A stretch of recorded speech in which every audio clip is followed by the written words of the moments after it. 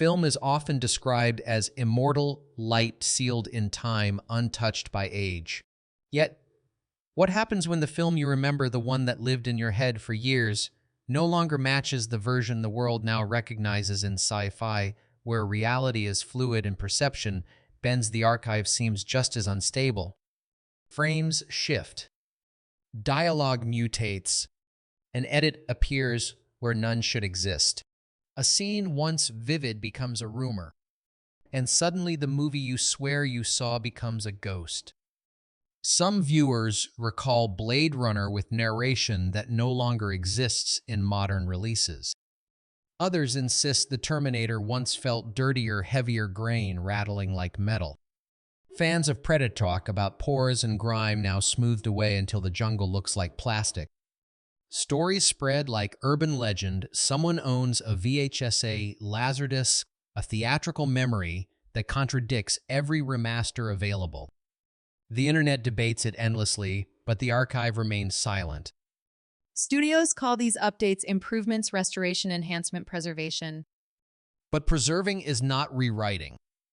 When T trades weapons for walkie-talkies, when Star Wars alters a single trigger pull and shifts the morality of a hero, we aren't seeing history cleaned, we're seeing it rearrange. Each cut, each color grade, each vanishing shot shapes the viewer's reality, not by adding more, but by removing what used to be true. Maybe nothing was lost. Maybe everything was. Or maybe cinema, like memory, is never fixed, only rewritten until the original becomes myth. Tonight, we open the reels that changed when no one was looking, films that slipped into new forms, leaving audiences to wonder whether the past is gone or merely overwritten. If your memory and the movie no longer match, which one was real? 1 Solaris, 1972. Some prints of Solaris play like a dream that refuses to end. Others feel like a dream someone woke from too quickly. The longest cut stretches time like grief, silence expands, corridors breathe, and the ocean of memory moves without urgency. Shorter international edits remove minutes like muscle trading introspection for pace. Tarkovsky intended slowness as gravity. Reduction lightens the weight, but at the cost of soul. Searching for the real Solaris is like searching memory for something half-remembered. Archivists track runtimes like coordinates. Festival prints show one duration, early home media show another, and some broadcasts show a version no longer archived anywhere official. Preservation becomes speculation. If a film built on memory exists in multiple memories, then which one survived, the one we can watch or the one that lived inside those who saw it decades ago? Maybe Solaris was always meant to drift between forms like thought, like loss. To Brazil, 1985. Two endings stand like parallel universes. In one, hope triumphs. In the other, hope is only hallucination before collapse. The studio's cut rewards escape and imagination, offering comfort like a warm curtain closing. Gilliam's cut crushes that comfort, leaving viewers inside the machine with no exit. A fantasy becomes critique only when it refuses relief. The conflict behind these edits became myth. Secret screenings. Editorial battles. A director fighting his own distributor. Decades later, both endings circulate, sometimes without warning, of which you will receive. A viewer may watch Brazil and believe rebellion wins. Another may leave shaken, convinced the world consumes resistance whole. Streaming platforms rarely clarify which version they host. Physical restorations help, but availability is fluid. History bends depending on which disc or digital file you choose. This is more than editing, it is ideological divergence. One cut teaches hope. The other teaches futility. Which one is true? Maybe both. Maybe neither. Cinema fractured itself and audiences inherited the split. 3. Blade Runner 1982. Blade Runner may be the clearest example of cinema that refuses to stay still. There is not one film, there are many. Theatrical prints carried narration like scaffolding guiding audiences through neon rain. Later cuts stripped that voice away, letting silence become architecture. Then came the final cut, inserting the unicorn dream, like a code, a symbol that changes everything. Did Deckard escape, or was escape another illusion? Each cut answers differently, not by adding scenes, but by shifting context. Color also mutates. Early releases look industrial, tarnished metal, cigarette yellow haze. The final cut bathes everything in deeper greens, like circuitry breathing under skin. Moments linger longer or shorter depending on which timeline you inhabit. A slow walk becomes meditative in one version and efficient in another. Nostalgia now requires specificity. Which Blade Runner are you nostalgic for? Some remember a version less polished, grittier, slower in a way that felt accidental alive. Others only know the refined iteration that moves like intentional clockwork. Both are authentic and neither is fixed. The film is now a living organism, adapting and regrowing after every restoration. A story about artificial identity has become a film with multiple identities. If memory defines truth, and each viewer saw a different truth, then Blade Runner is not just revised. It is fractal. 4. Star Wars: A New Hope 1977. Han did not hesitate in early screenings, he fired first. That single moment shaped his identity: smuggler, survivor, morally gray. But later edits reshaped the scene, so Greedo shoots two shifting character from ruthless to reactive. Fans still fight over it, not because of a beam of light, but because one edit rewrote a legend. New creatures shimmer into frames once empty. Textures cleaned. Audio remixed. Tatooine brightened from dust-choked wasteland into warmer desert glow. The galaxy grows shinier, friendlier. Some call it improvement. Others call it revisionism. The original theatrical cut is nearly inaccessible, legally pushing preservation into the hands of private collectors. To watch the unaltered film is nearly rebellion. If one myth can be reauthored, then canon is not fixed, it's curated. A future generation may only know the version where Han reacts instead of acts. History becomes editable. Heroism becomes negotiable. And what is cinema if not memory, and what is memory if it can be replaced? 5ET. The Extraterrestrial 1982. When guns became walkie-talkies, it seemed small, almost funny, but the change rewired tone. The original captured real fear: children running from authority, danger visible in steel. The altered release softens the threat, turning tension into inconvenience. Later Spielberg allowed the original version to return, but both edits remain in circulation, forming two memories of childhood that cannot be reconciled. Some who grew up in the 80s remember the crack of gunmetal in Moonlight, the panic sharp enough to taste. Younger viewers recall handheld radios and kinder eyes. Neither is wrong. Both versions exist. But a single replaced prop says something enormous. A story about risk became a story about safety. Coming-of-age myth was nudged into something gentler. Even effects changed. Digital animation slipped into places practical texture once lived. Fingers glow cleaner, ships shimmer brighter, suburbia looks more curated. Magic gains polish, but loses weight. Nostalgia becomes reconstruction. When a film built on wonder can be softened decades after birth, what memory is being preserved, the one we lived or the one chosen for us? 6. The Terminator 1984. Some fans insist the Terminator they saw in the 1980S was not the same one preserved today.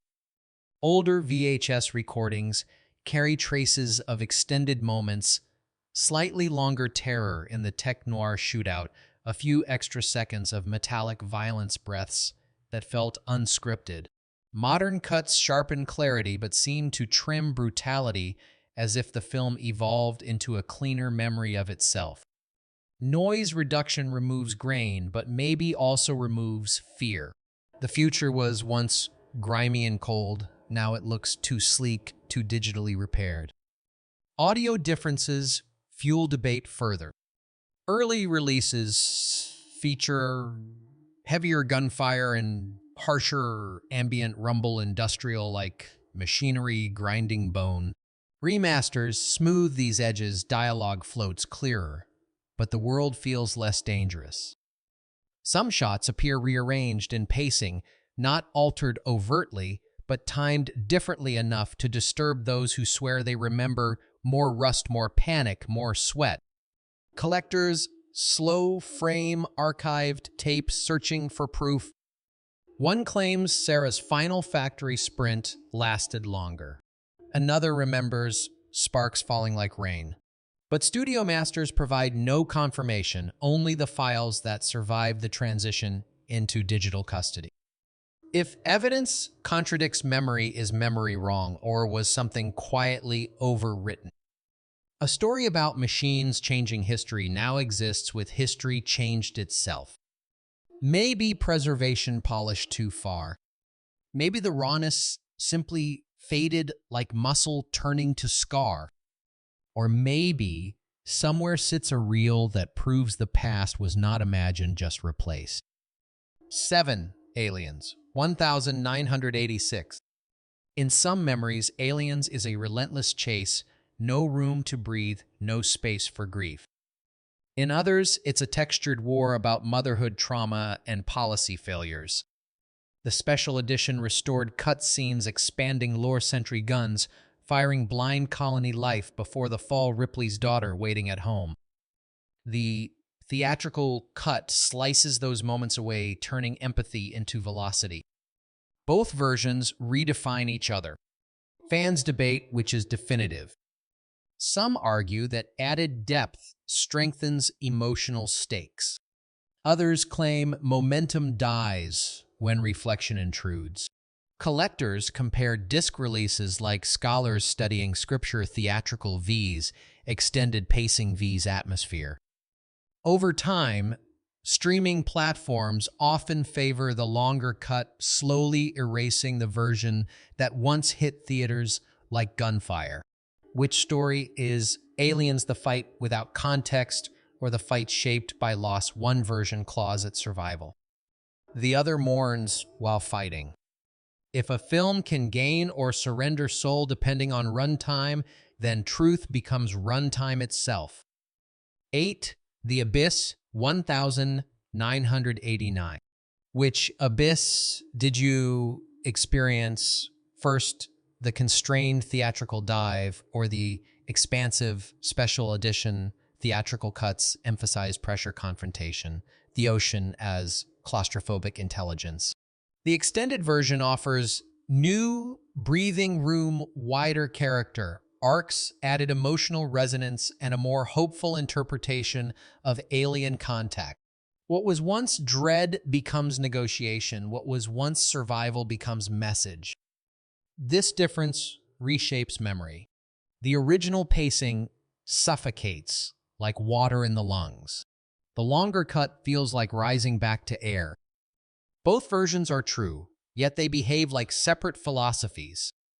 Laserdisc and early DVD releases reveal scenes absent from modern streams, while newer editions restore them as canon. A loop has formed removal-return reinterpretation. Some believe the theatrical cut was pressure from the studio, a streamlined shell to maintain momentum. Others say the special edition indulges too much clarity, replacing mystery with manifesto. Who is right depends on which timeline you entered first. First exposure becomes truth, and everything after feels revision. Two experiences, two emotional endings. A single film that behaves like tidal water changing shape under different moons. If cinema is a deep ocean, the abyss proves depth is not fixed. It depends on where you choose to descend. 9 Event Horizon 1997. There is a version of Event Horizon that many swear was darker, bloodier, almost unbearable. Early viewers describe flashes of torture longer than the cut we know today, bodies torn by gravity and madness, surreal imagery lingering instead of stuttering. Yet modern releases show only fragments, a few frames of hell whispered and gone.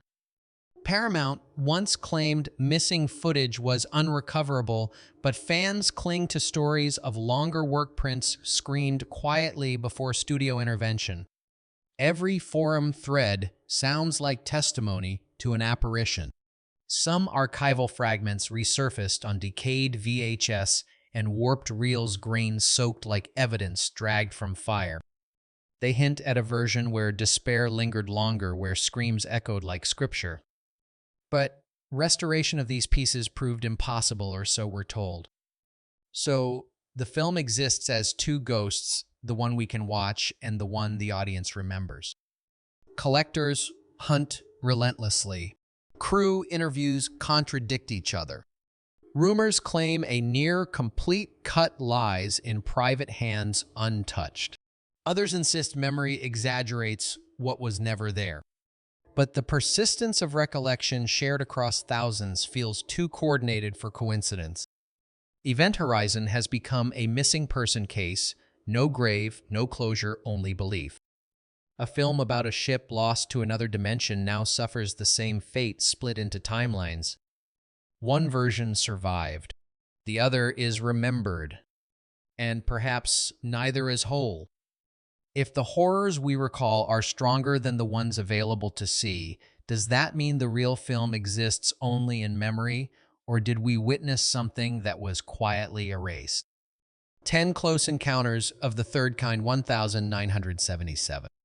Few films illustrate the fragility of cinematic history like Close Encounters. 3 official cuts survive the 1977 theatrical release, the 1980 special edition, and the 1998 director's cut. Each alters emotional architecture. The special edition reveals the interior of the alien ship, transforming mystery into spectacle. The director's cut retracts that revelation, restoring ambiguity but rearranging other pieces of rhythm and tone. The story shifts not by plot changes, but by expectation. Ask 2 people who watched the film decades apart, and you may hear 2 different truths. One remembers awe blooming like sunrise doors opening toward revelation. The other remembers dread and unanswered questions, an encounter defined by silence rather than clarity. Both are correct. Both versions exist. But which represents the film's soul? Modern streaming rotates editions without explanation, meaning a viewer's first contact might be spectacle or uncertainty, depending on platform and date.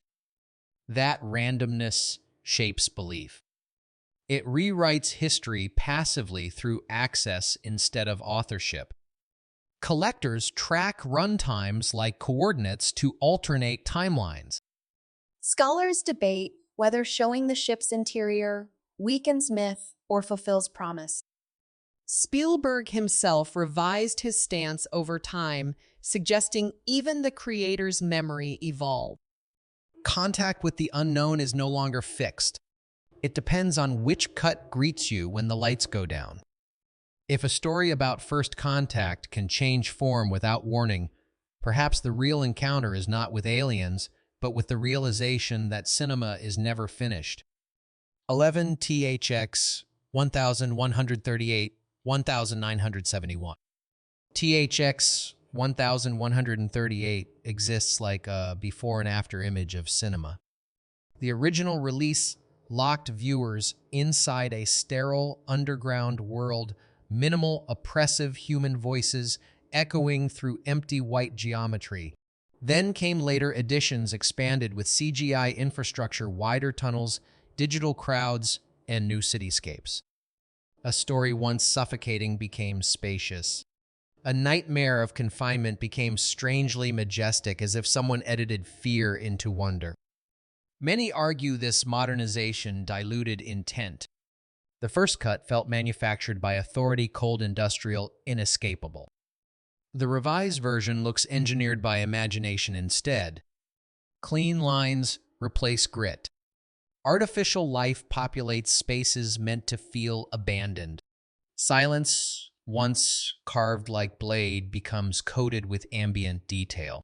The edges soften and the dystopia feels less like prison and more like simulation. Lucas described the update as restoration enhancement completion, but enhancement can overwrite texture as easily as preserve it. When only the altered version circulates widely, new generations meet a future that is no longer cruel but curious. The original survives in scattered prints and fan transfers, preserved like contraband proof that the world once felt smaller. A film designed to trap the audience has been opened up. But in expanding space, did it lose pressure? Did it lose the suffocation that made it unforgettable? Two experiences remain, one that crushes, one that glides. Which one was meant to endure? 12 Solaris 1972. Some viewers remember Solaris as a long drifting meditation, slow as orbit, heavy as grief. Others recall a shorter experience, nearly 30 minutes lighter, as if sorrow itself had been edited out. Multiple runtimes circulated across decades, especially in international prints, and each version reshaped how the film felt. In the longest cut, silence expands like ocean tide. Thought has time to ache. In shorter editions, the narrative compresses reflection, becomes movement, and Tarkovsky's dream feels trimmed for convenience rather than preserved for meaning. Which is the real film, the one people endured in theaters, or the one distributed later for pacing? Film scholars hunt lost footage like archaeologists searching for bones of an extinct creature. Some reels appear at festivals, some vanish into rumor, some exist only on aging VHS tapes warped by time. Digital restorations attempt reconciliation but never fully agree. A film about memory now lives with fractured memory of itself, contradicting the idea of permanence. The irony is almost cosmic. A story about the instability of human recollection becomes unstable through its own preservation history. Every cut offers different gravity. The full version suffocates you slowly. The shorter one lets you breathe too soon. Both are Solaris, and yet neither alone is complete. If time can reshape a film as time reshapes memory, then perhaps the lost minutes are not gone. They exist like ghosts seen by some, forgotten by others. And maybe that ambiguity was always the point. 13 Brazil 1985. There are two endings to Brazil, not alternate content, but alternate meaning. Terry Gilliam's vision collapses into bleakness, leaving the protagonist broken under a machinery-ruled world. The studio-approved cut transforms that tragedy into triumph. Love wins, hope blooms, reality bends kindly instead of crushing. One version bruises, the other forgives. A dystopia becomes dreamlike simply because someone nipped a thread and rewove the conclusion. The battle behind this edit has become legend. Gilliam showed his own cut in secret, seeking critics like allies in a rebellion. Universal defended the optimistic ending, arguing audiences needed comfort. Comfort over truth. Softness over scars. The film split into realities, two futures sharing a single past. Which one reached viewers depended not on artistic intent, but distribution rights and market belief. Decades later, the fracture remains. Criterion guards Gilliam's nightmare like scripture. Other releases circulate the softened dream. Streaming rotates versions unpredictably, exposing some viewers to despair and others to reassurance without warning. Two worlds coexist, both canon, neither absolute. But beneath the debate lies something stranger. Brazil itself predicted this. A story about systems rewriting identity has now been rewritten by the very system that distributed it. A dystopia about control became a case study in controlled art. If endings can be swapped for comfort, was the warning ever truly heard, or did the film become the thing it tried to expose, history modified until the audience forgets where the fear was supposed to land? Two films exist, both true, both false, depending on which one you survived. 14 Predator 1987.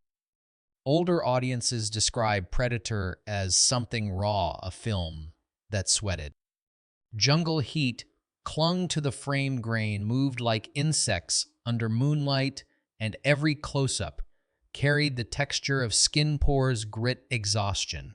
But modern restorations polish that chaos into clarity, smoothing faces, softening edges, turning flesh into plastic and soil into matte color. The hunters still hunt, the soldiers still fall, but danger feels strangely clean, a sanitized memory of something once feral. Some say this is progress, high definition, detail, noise removed, image preserved. Others call it erasure. If a film set in mud and blood looks sterilized, then is it still the same story? Early DVDs and Laserdisc transfers suggest a world more human sweat, darker shadows, heavier the unpolished reality of men dying under trees.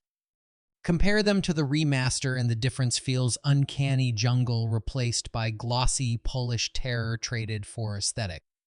Screenshots circulate like smuggled artifacts. Fans debate whether modern sharpening scrubs soul instead of restoring it. Was grit noise or narrative was grainy a flaw, or the film's heartbeat? When technology repairs too much, it repairs character out of existence. A creature once hidden in blur emerges clearly, and clarity makes it smaller, less myth, more costume. If remastering alters atmosphere, does tension remain true, or do we lose the sweat of survival one pixel at a time? Some films are action. Predator was humidity, heat, weight. Now it is crispness defined, clean, ironically less alive. Progress can preserve, but it can also replace. When the jungle stops suffocating, the hunt changes. And so does the memory of fear. 15 The Matrix 1999. Some films change over time because technology evolves. The Matrix changed because perception did. Many who watched the original theatrical release remember a colder, more neutral image, a world that looked real, flawed, recognizably ours. Only inside the simulation did the color shift a faint green tint, signaling artificiality without announcing itself. But modern releases, especially Blu-ray restorations, amplify that green so intensely that the divide between real and unreal becomes explicit instead of suggested. Subtlety dissolves into certainty. This shift doesn't rewrite plot, yet it rewrites sensation. Scenes once grounded in physical texture now look coded, glossy, almost algorithmic. Neo's apartment appears less like a human space and more like a rendered box.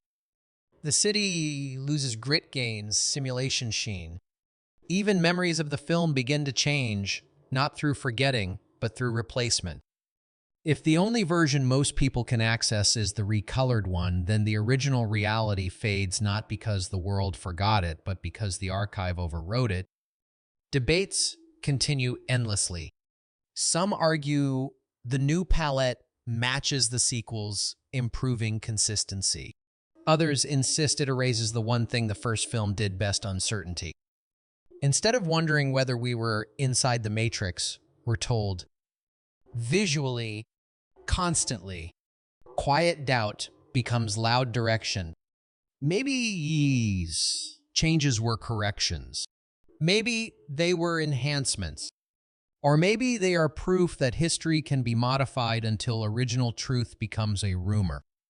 When a movie about simulated worlds is itself altered across timelines, the question grows sharper: do we remember the Matrix, or do we remember a version of it that the present no longer supports?